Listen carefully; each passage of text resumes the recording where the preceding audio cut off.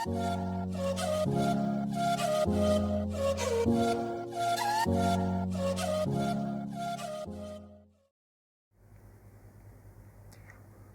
you all awesome people out there to self study.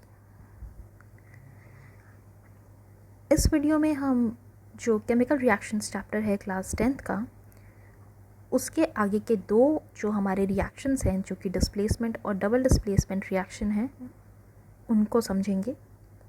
इससे पहले हम वीडियो स्टार्ट करें, मैं आप सबसे रिक्वेस्ट करती हूँ प्लीज़, अगर आप चैनल पर पहली बार आए हैं या फिर आपने अभी तक चैनल को सब्सक्राइब नहीं किया है तो चैनल को सब्सक्राइब कर लें, जिससे कि आपको आगे आने वाली सारी वीडियोस की टाइमली नोटिफिकेशन मिल जाए। वीडियो को लास्ट तक देखें, वीडियो अच्छी लगे तो लाइक करें, शेयर भी करें, और जो भी वीडियो से रिलेटेड कमेंट्स हों या फिर कुछ आपके डाउट्स हों तो उनको नीचे कमेंट बॉक्स में ड्रॉप करें। So let's begin with it. Displacement reaction. As the word itself suggests, displacement मतलब किसी चीज़ को हम डिस्प्लेस कर रहे हैं, हटा रहे हैं। तो इस रिएक्शन में भी यही होता है क्या कि एक मोर रिएक्टिव एलिमेंट जो है वो एक लेस रिएक्टिव एलिमेंट को उसके कंपाउंड में से डिस्प्लेस कर देगा, हटा देगा। अब ये मोर रिएक्टिव एलिमेंट और लेस रिएक्टिव एलिमेंट क्या होते हैं? हम एक चीज़ पढ़ते हैं जिसको बोला जाता है मेटल रिएक्टिविटी सीरीज़। तो ये जो मेटल रिएक्टिविटी सीरीज़ होती है, इसमें जो सारे मेटल्स हैं उनको एक सीरीज़ में लगाया गया है, और उस सीरीज़ के अकॉर्डिंग जो सबसे टॉप पे मेटल है वो सबसे ज़्यादा रिएक्टिव है। उसके नीचे जितने भी फॉल करते जाते हैं तो रिएक्टिविटी जो है वो कम होती चली जाती है। मतलब when we go from top to bottom in that series, the reactivity of those particular metals keep on decreasing. तो अब उसमें क्या है कि अगर सपोजिटली उसका जो पहला मेटल होता है that is potassium, then sodium, then calcium, then magnesium।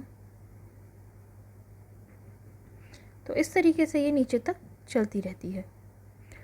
Now अगर हम और उस रिएक्शन में कोई ऐसा मेटल जो है वो रिएक्ट करेगा जो ऊपर लाई करता है, जैसे कि हमने करा सपोजली आयरन को रिएक्ट विद कॉपर का कोई कंपाउंड, तो आयरन उस सीरीज़ में कॉपर से अबव लाई करता है तो वो वहाँ से कॉपर को डिस्प्लेस कर देगा। Let's see an example of it. जो हमारा एग्जाम्पल है वो ये है कि आयरन रिएक्ट कर रहा है कॉपर सल्फेट से। अब जिस सीरीज़ की हमने बात की थी जिसे हम मेटल रिएक्टिविटी सीरीज़ कहते हैं, उसमें आयरन कॉपर के अबव आ जाता है, मतलब कॉपर से पहले उसकी प्लेसमेंट है, तो आयरन उससे ज़्यादा रिएक्टिव है। और क्योंकि ये कॉपर से ज़्यादा रिएक्टिव है तो ये क्या करता है, कॉपर का जो कंपाउंड होता है उसमें सल्फेट के साथ ये रिएक्ट कर जाएगा और कॉपर को यहाँ से डिस्प्लेस कर देगा। तो बनेगा क्या, फेरस सल्फेट प्लस कॉपर। तो इस तरीके से डिस्प्लेसमेंट रिएक्शंस वर्क करते हैं, जहाँ पर एक मोर रिएक्टिव एलिमेंट एक लेस रिएक्टिव एलिमेंट को उसके कंपाउंड में से जो है डिस्प्लेस कर देता है। अब ये जो पर्टिकुलर रिएक्शन है इसके कुछ ऑब्जर्वेशंस हम देखते हैं। आयरन जब हम कॉपर सल्फेट सॉल्यूशन में डालते हैं तो वो शाइनी होता है, थोड़ा सिल्वरी अपीयरेंस या वाइट अपीयरेंस भी उसे हम कह सकते हैं। और जो कॉपर सल्फेट का सॉल्यूशन था वो होता है ब्लू इन कलर। लेकिन थोड़ी देर बाद जब ये रिएक्शन अकर होने लगता है, वहाँ पर आयरन कॉपर सल्फेट को डिस्प्लेस करने लगता है, so what happens is iron का कलर जो है वो ब्राउन हो जाता है, और कॉपर सल्फेट का जो कलर ब्लू था पहले वो ब्लू से अब कलरलेस हो जाता है। अब इनके पीछे रीजंस क्या हैं? रीज़न सिंपल यही केमिकल इक्वेशन है हमारी कि क्योंकि आयरन तो आयरन नहीं रहा, वो तो आयरन सल्फेट बन गया। और कॉपर, जो कॉपर सल्फेट का कलर था वो कॉपर का कलर नहीं था, किसका कलर था? कॉपर सल्फेट का। लेकिन जब अब कॉपर सल्फेट की जगह सिर्फ कॉपर ही बचा है तो वो कलर जो है, वो सॉल्यूशन जो है पर्टिकुलरली वो कलरलेस हो गया है। ऐसे और दो एग्जांपल्स हैं, जिंक प्लस कॉपर सल्फेट, जिसमें क्योंकि जिंक जो है वो भी कॉपर से ज़्यादा रिएक्टिव होता है तो जिंक भी कॉपर को उसके सॉल्यूशन से डिस्प्लेस कर देता है। And similarly lead plus copper chloride, lead भी कॉपर से ज़्यादा रिएक्टिव होता है तो वो भी उसको उसके कंपाउंड से डिस्प्लेस कर देगा। So now once again for a revision, जो भी कंपाउंड, अगर कोई भी एलिमेंट दूसरे एलिमेंट से ज़्यादा रिएक्टिव है तो वो उसे उसके कंपाउंड से डिस्प्लेस कर देता है, और इस टाइप के जो रिएक्शंस हैं उन्हें हम डिस्प्लेसमेंट रिएक्शन बोलते हैं। उन्हें वहाँ से हटा दिया, डिस्प्लेस कर दिया। इसके बाद हमारे आते हैं डबल डिस्प्लेसमेंट रिएक्शन। अब हमने डिस्प्लेसमेंट तो पढ़ लिया, तो डबल डिस्प्लेसमेंट में क्या होगा? इसमें दो डिस्प्लेसमेंट हो रहे होंगे। Actually true and actually not. क्यों? क्योंकि इसमें कोई डिस्प्लेसमेंट एज सच नहीं होता। हाँ, इधर से उधर चीज़ें होती हैं, लेकिन इसमें क्या है? एक्सचेंज होता है। और एक्सचेंज किस चीज़ का हो रहा है? आयंस का। Most of the time it happens कि अगर डबल डिस्प्लेसमेंट रिएक्शन की डेफिनेशन लिखने के लिए आती है, so what we get an answer is that two more reactive elements are displacing each other from their compounds. ऐसा नहीं हो सकता। दो उनमें से कोई एक ही उससे ज़्यादा रिएक्टिव होगा, दोनों एक दूसरे से ज़्यादा रिएक्टिव कैसे हो सकते हैं? So don't get confused by this word displacement over hair.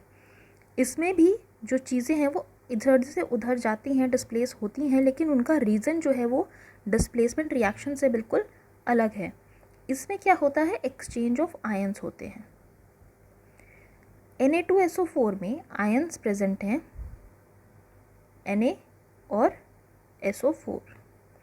BaCl2 में आयंस प्रेजेंट हैं, Ba और Cl2 माइनस। अब सोडियम जो है वो क्लोरीन के साथ रिएक्ट कर जाता है और Ba जो है वो SO4 के साथ। तो दोनों चीज़ें अपने कंपाउंड में से डिस्प्लेस हो गई, पर किस वजह से? आयनिक एक्सचेंज की वजह से।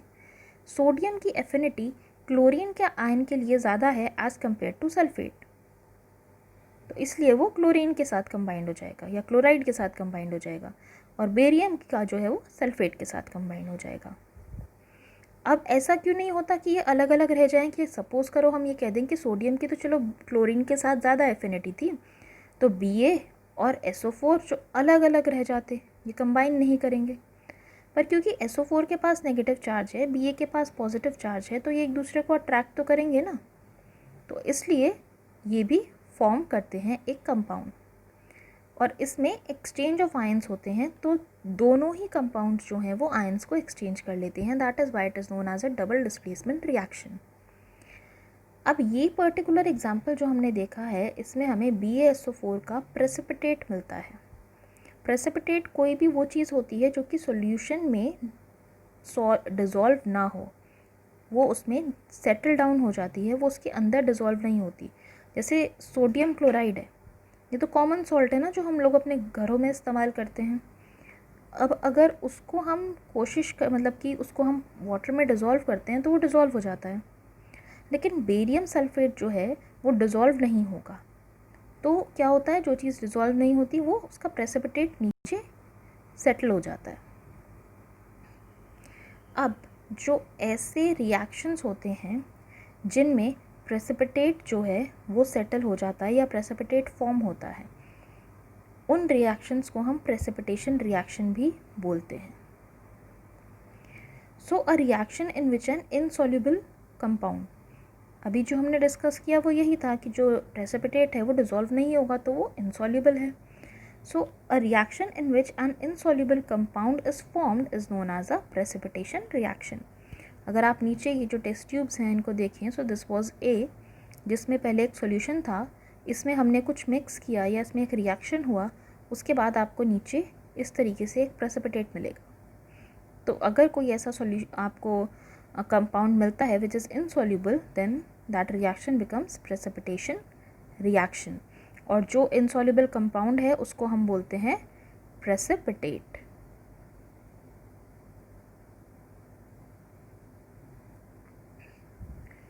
So this was all about displacement, double displacement and precipitation reactions. In our next video, we will be discussing about oxidation and reduction reaction. Thank you for watching the video. If you people have any doubt, ask it in the comment section. Subscribe to the channel for the updates of new video. Like the video if you have liked it, or if you haven't, give your suggestions in the comment box and share the video with your pals. Thank you and have a nice day.